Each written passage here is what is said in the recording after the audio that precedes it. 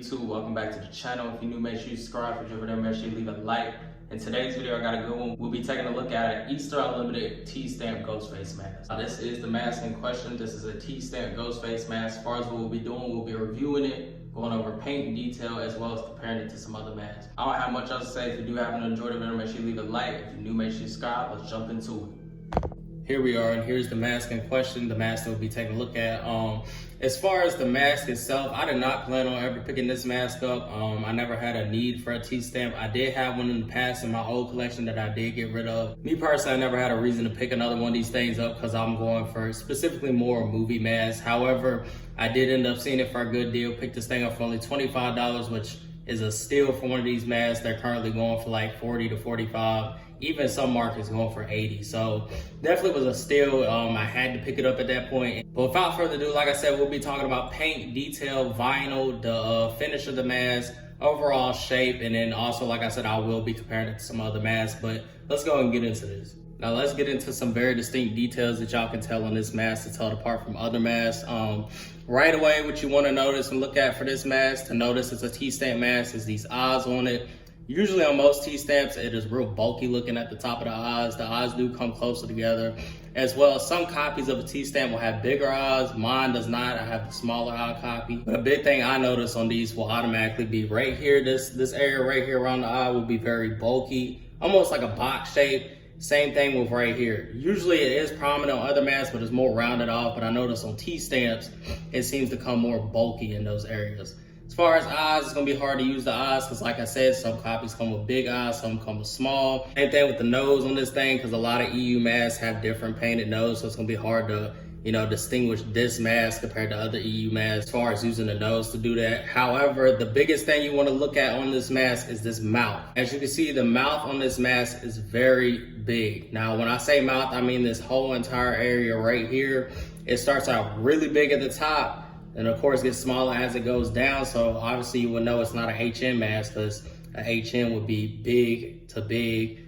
This one obviously gets smaller like a traditional mask. However, like I said, the top of the mouth on this mask is going to be very big. Another key detail on the mouth that'll let you know is a T-Stamp mask. As far as looking at it, when to take a look at the actual mouth hole on it, most EU stamp Ghostface masks will have just a slit at the top right here. However, this one, as you can see, is very big, very prominent, and it's almost straight on, as well as having that very distinct, almost eye type of shape to it. Those would be the best details to use as far as looking at the mask to know it is a T-Stamp mask. And that is saying from like a picture or something if you're looking to purchase one of these. Now, if you do find one of these things in hand and you want to know automatically if it is a T-Stamp or not, biggest thing is, and the reason it is called a T-Stamp, is you want to go ahead and lift up the mask right here and look at the chin on it.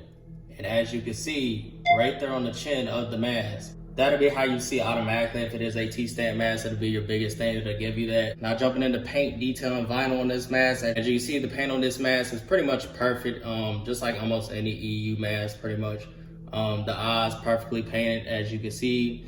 Nose, there is a little mess up at the top, but that's gonna be normal. These are mass produced. Same thing with the mouth, pretty much painted perfectly. As far as the paint color, it will not be that glossy black we usually see on the EU stamp mask. It'll be more of a, I wanna say matte, but at the same time, it does have a shine to it, so it looks satin, but when you look at it in person, it's pretty much a matte black as compared to a satin or a gloss black that you would usually see on these things. As far as vinyl, the vinyl is gonna be a softer vinyl, pretty much a standard vinyl you would feel on any Ghostface mask. As you can see, it does have that floppiness to it. Not overly soft, but not firm as well. As far as the shroud, we'll go ahead and look at the shroud on this thing.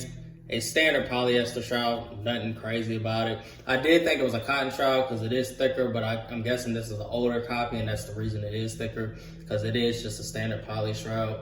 As far as the tag on the inside, standard 9206, no production date, so that's how you know it was made before 2010. Without further ado, that pretty much wrapped the review up on this mask. Like I said, the mask grew on me. Definitely glad I ended up picking one of these things up because it definitely is one of my favorites in the collection as of right now. But without further ado, let's go ahead and jump into some comparisons compared to some other masks. First mask I'm gonna compare it to is the HN Stamp Ghostface mask. Here they are side by side. Definitely a very distinct look to the T-Stamp mask as compared to the HN Stamp. Let's jump into the next one. Here's it compared to a Screen 4 2010 manufacturing date mask.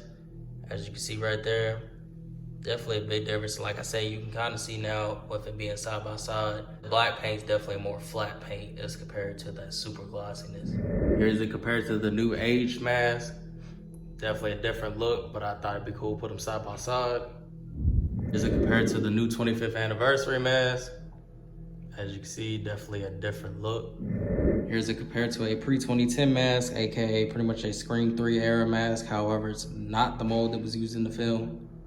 Definitely look cool side by side. Like I said, seeing this thing beside some other masks will point out the characteristics that this mask has that is different from other ones. Here's it compared to one of my other favorites in the collection as of right now, the Scream 4 Reshoot TD stamp mask. As far as eyes and nose, the eyes and nose low-key is a little bit similar on these two masks, I ain't gonna lie. I never really noticed it until putting them side by side. And that's why I like doing this. Look closer. Eyes definitely share a lot in common, especially the nose too on this mask. That's why I like doing these comparisons for the videos, because you see stuff like this, things that you never noticed before. And here it is compared to a Scream 3 style pre-2010 mask. And it's crazy for the simple fact, this is the mask that was in the recent video I just did.